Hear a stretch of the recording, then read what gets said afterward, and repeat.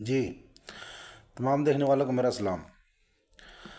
तो जी बात कुछ ऐसी है कि हमारा है लकड़ी का काम, कह लें कि वुड वर्क्स।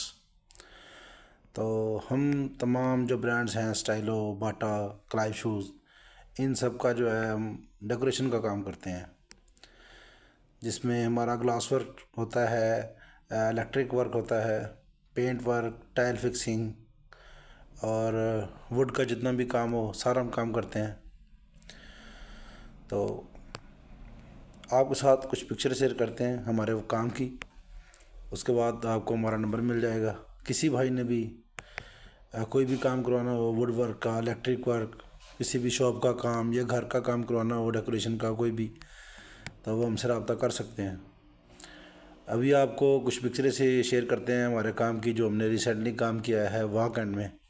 वो हमने बनाई है स्टाइलो शूज़ की शॉप। तो और भी बहुत सारे काम की पिक्चरें हैं, वो भी आपके साथ शेयर करेंगे। एक प्रॉपर वीडियो उस दुकान की, जिसकी मैं आपको पिक्चरें भी शेयर करूँगा, उस दुकान की एक प्रॉपर वीडियो आपके साथ शेयर करेंगे कल इंशाल्लाह। और कल इंशाल्लाह आपको जो हमारी वर्कशॉप है उसकी भी एक छोटी सी वीडियो बनाकर आपके साथ शेयर करेंगे। तो वीडियो को लाइक ज़रूर कीजिएगा, चैनल को सब्सक्राइब कर लीजिएगा।